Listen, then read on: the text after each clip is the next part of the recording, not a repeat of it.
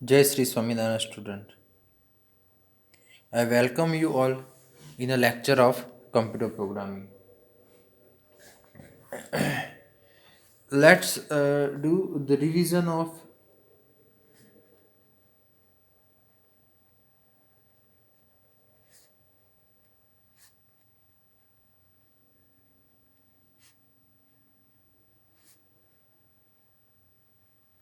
previous lecture.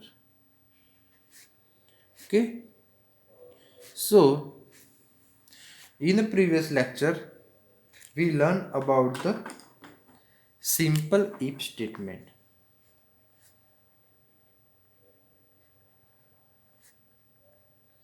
ગયા લેક્ચરમાં આપણે સિમ્પલ ઇફ સ્ટેટમેન્ટ વિશે ભણ્યા હતા. આપણને ખબર છે કે સિમ્પલ ઇફ સ્ટેટમેન્ટ જે છે એ ક્યારે એક્ઝિક્યુટ થાય છે, તો only when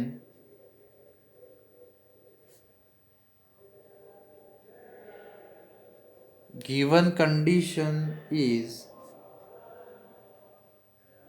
true.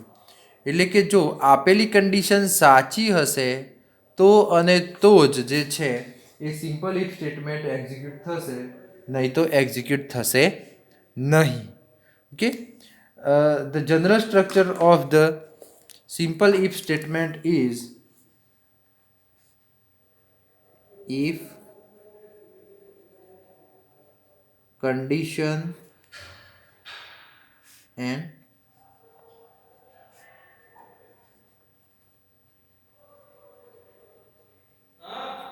statements. Okay, we can see that this is the true block.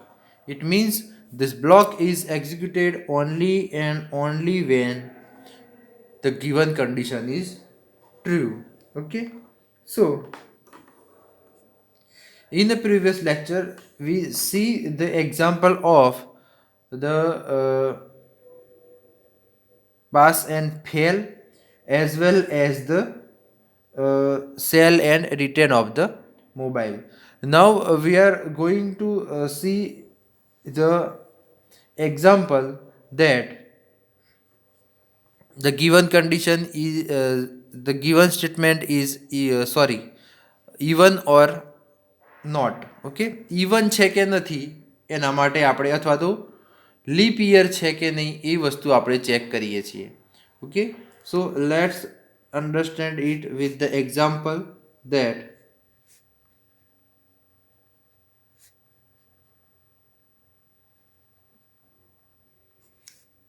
Leap year માટેનું એક્ઝામ્પલ જોઈએ. તો આની અંદર શું થશે, તો કે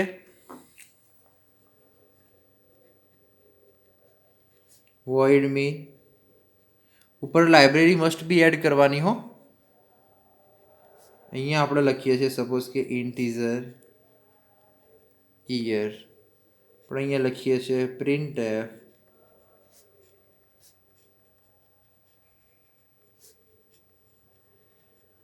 enter here scanf %d ampersand here. Okay, અહીંયા જે છે એ આપણે સ્ટેટમેન્ટ લખીએ છીએ કે if year modulo 400 is equal to 0, is equal to 0, it means printf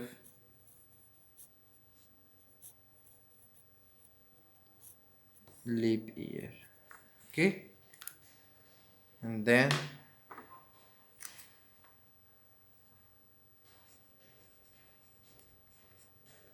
get ch and close. It means if the entered value of the year is the true or it is the divisible by the 400, then the year is the leap year, otherwise it is a not leap year. So this is the example of the simple if statement. Okay, which we learn in a previous lecture. એટલે કે આપણે ગયા લેક્ચરમાં ભણ્યા હતા એ પ્રમાણે આ જે છે ને એ સિમ્પલ ઇફનું એક્ઝામ્પલ છે. આ જે છે એ ક્યારે એક્ઝિક્યુટ થશે? આ જે છે એ ટ્રુ સ્ટેટમેન્ટ છે. ઓકે, તો ટ્રુ બ્લોક છે.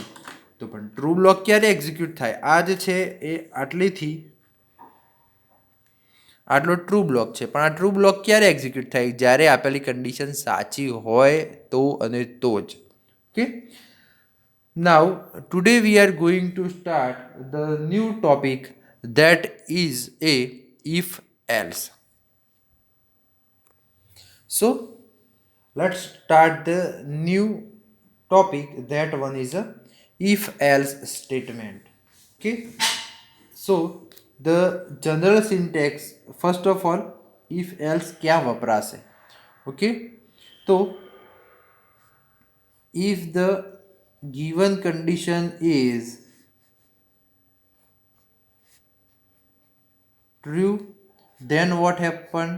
And if the condition is false, then what happen? એટલે કે જો આપેલી કન્ડિશનમાં ટ્રુ અને ફોલ્સ બંને જો ચેક કરવાના હોય, અથવા તો જો ટ્રુ હોય તો શું થાય અને કન્ડિશન ફોલ્સ હોય તો શું થાય, આ બંને જે છે એ વસ્તુ આપણે યુઝરને આપવાની હોય તો એ વખતે જે છે એ ઇફ એલ્સ સ્ટેટમેન્ટનો ઉપયોગ થાય છે. એની અંદર જે છે એ આપણે જનરલ સ્ટ્રક્ચરની વાત કરીએ એની અંદર, તો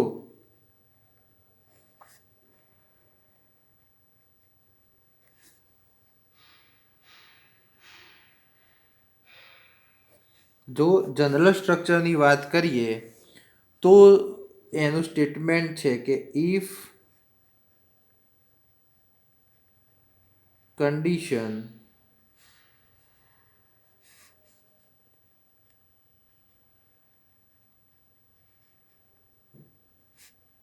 statements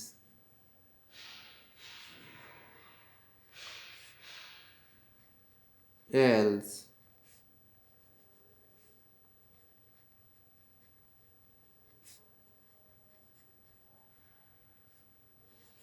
statements. Okay, in this one is known as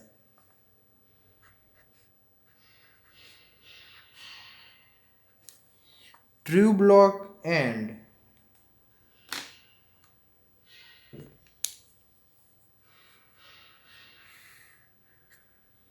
this one is, we can say that this is the false block. મતલબ શું થશે કે જો આપેલી કન્ડિશન સાચી હશે તો આ સ્ટેટમેન્ટ અથવા તો આ બે બ્રેકેટ વચ્ચે જે સ્ટેટમેન્ટ લખ્યા હશે એ એક્ઝિક્યુટ થશે. પણ જો આપેલી કન્ડિશન ફોલ્સ હશે અથવા તો ખોટી હશે તો એ વખતે જે છે એ એલ્સ પછીનું જે મતલબ એલ્સ પછી બંને કરેલી બ્રેકેટમાં જે લખેલું હશે એ વસ્તુ એક્ઝિક્યુટ થશે. Okay, so we can say that the after the if condition, whatever the statement is coming, this is the true statement, and after the else, whatever the statement coming, that are the false statement. It means કે if પછી તરત જ જે statement લખાય ને એ ટ્રૂમાં લખાય. It means કે આપેલી કન્ડિશન સાચી હોય તો શું થાય, તો એ આની અંદર આ બે વચ્ચે લખાય, અને જો આપેલી કન્ડિશન ખોટી હોય તો શું થાય, તો એ આ બે અહીંયા લખાય. ઓકે, એટલે કે આપણું જે આ માર્ક્સવાળું એક્ઝામ્પલ હતું એને આપણે થોડું એક્સટેન્ડ કરીએ તો કેવી રીતે થશે, તો આપણે જોઈએ એનું એક એક્ઝામ્પલ કે જેથી તમને વધારે એનો આઈડિયા પણ આવશે.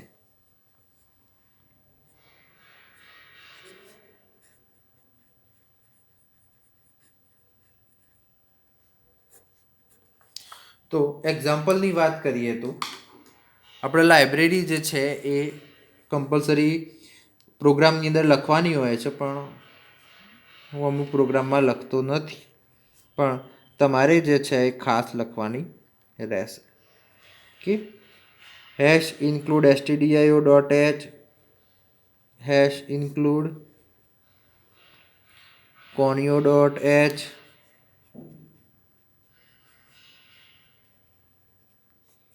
void main integer marks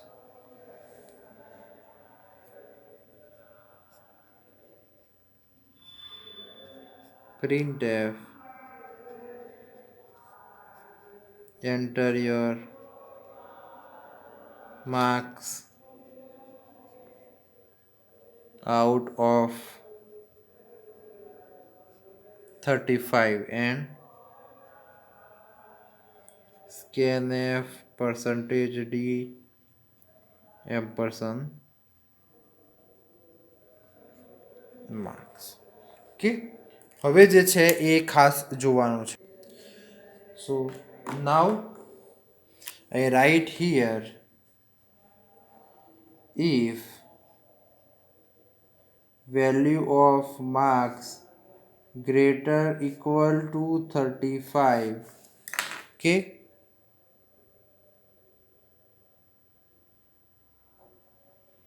greater equal to 35, then this is the true statement. मतलब કે આપણી કન્ડિશન જો સાચી હોય તો શું થશે, તો અહીંયા લખેલું આવશે printf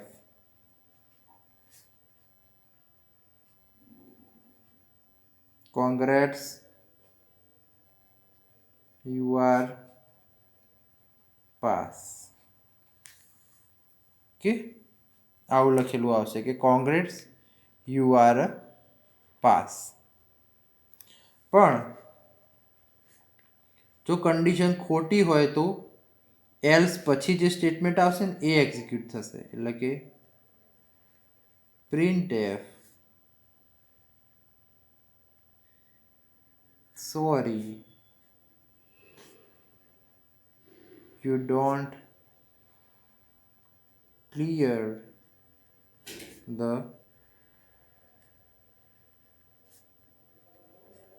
subject. ઓકે, તો આવી રીતે થશે. ઇટ મીન્સ કે આનો મતલબ શું થાય છે કે જો જે યુઝર માર્ક્સ એન્ટર કરાવડાવશે એની value greater than equal to 35 હશે તો આ સ્ટેટમેન્ટ એક્ઝિક્યુટ થશે, એટલે કે કન્ડિશન ટ્રૂવાળું. અને જો કન્ડિશન ખોટી હશે તો આ સ્ટેટમેન્ટ જે છે એ એક્ઝિક્યુટ થશે, અને ટ્રુ હશે તો આ સ્ટેટમેન્ટ જે છે એ એક્ઝિક્યુટ થશે. Okay,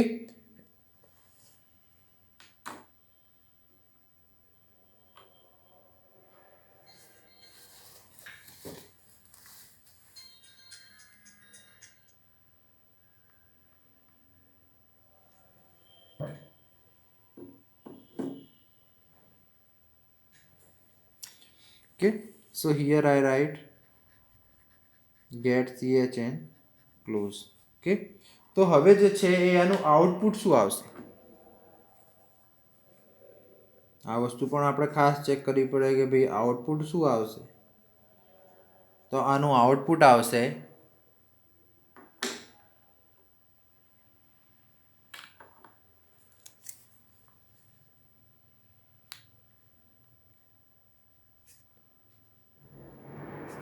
enter your marks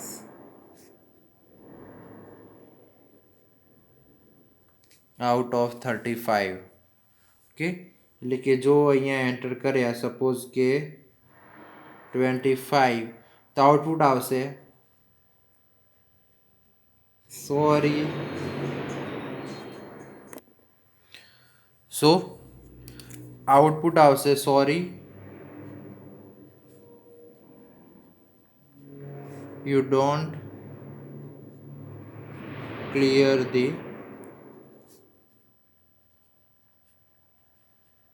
subject.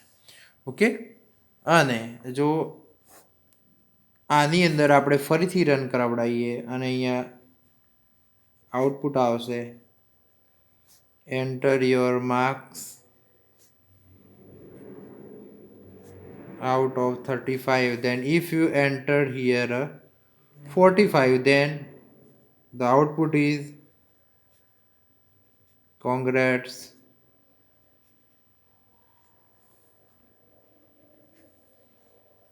you are pass. એટલે કે કહેવાનો મતલબ શું છે કે it's depend on the value which is 25 and 45. એટલે કે આ જે છે આધાર એ એનો માર્ક્સ ઉપર આધાર છે કે જો આપણે માર્ક્સની value so it is depend on a value which is entered here. Okay, it means if the value is greater than 35, it means કે માર્કની વેલ્યુ જો 35 કરતાં ઓછી હશે તો આ કન્ડિશન જે છે સેટિસ્ફાય થતી નથી. તો જો આ કન્ડિશન સેટિસ્ફાય ના થાય તો એવા કેસની અંદર જે છે એ આપણું ફોલ્સવાળું જે સ્ટેટમેન્ટ અથવા તો ફોલ્સવાળું એલ્સ પછીનું જે બ્લોક છે એ હંમેશા એક્ઝિક્યુટ થાય છે. અને અહીંયા તમે જોઈ શકો છો કે વેલ્યુ જે છે 45 છે, તો 45ની વેલ્યુ જે છે 35 કરતાં વધારે છે, તો એ એવા કેસની અંદર આ કન્ડિશન જે છે સાચી થાય છે. તો એ વખતે જે છે એ ઇફ પછીનું એક્ઝેક્ટ જે આપણું ટ્રુ સ્ટેટમેન્ટ છે અથવા તો આપણે એવું કહીએ છીએ કે ટ્રુ હોય તો આ એક્ઝિક્યુટ થાય તો એ જ વસ્તુ એક્ઝિક્યુટ થશે. એટલે ખાસ સિમ્પલ ઇફ અને ઇફ એલ્સમાં એ વસ્તુ ખાસ ધ્યાનમાં રાખવાની છે કે જો કન્ડિશન સાચી હશે તો ઇફ પછી તરત જ જે સ્ટેટમેન્ટ આવશે એ એક્ઝિક્યુટ થશે, અને જો આપેલી કન્ડિશન ખોટી હશે તો એલ્સ પછી જે સ્ટેટમેન્ટ આવે છે એ એક્ઝિક્યુટ થશે. એટલે કે ખાસ યાદ રાખવાનું કે ડ્યુરિંગ ધ પ્રોગ્રામિંગ જ્યારે પણ આવું કન્ડિશનવાળું કોઈ પણ વસ્તુ આવે છે તો એ વખતે તમારે એ વસ્તુ ખાસ ધ્યાનમાં લેવાની છે કે કન્ડિશન સેટિસ્ફાય થાય અથવા તો કન્ડિશન ટ્રુ થાય તો શું થવાનું છે એ વસ્તુ તમારે હંમેશા ઇફ પછીના બ્લોકમાં લખવાની. અને જો આપેલી કન્ડિશન ખોટી પડે તો શું થાય તો કે એ જે છે એ આપણે નીચેના જે બ્લોક છે એની અંદર લખવાનું છે. એટલે કે એક વસ્તુ ખાસ ધ્યાન રાખવાની કે એટલે ક્યાંય ચોપડીમાં ઉલ્લેખ નથી કે ભાઈ આ ટ્રુ બ્લોક છે અને આ ફોલ્સ બ્લોક છે, but according to my experience I said that હું કહી શકું કે ભાઈ આ ટ્રુ બ્લોક અને આ ફોલ્સ બ્લોક. મતલબ શું કે જો કન્ડિશન સાચી ઠરે તો કે ટ્રુ બ્લોકમાં લખવાનું જે થવાનું હોય, અને આ જો કન્ડિશન ખોટી થાય તો એલ્સ પછી જે હોય એમાં ખોટામાં લખવાનું. ક્લિયર છે? એટલે આ વસ્તુ જે છે ખાસ ધ્યાનમાં રાખવાનું છે કે what happen if the given condition is true and what happen if the given condition is false. So it is depend on the whatever the value you are entered in the particular program. If the value entered which is satisfy the particular condition, then the execution is done successfully, and also the true statement is executed.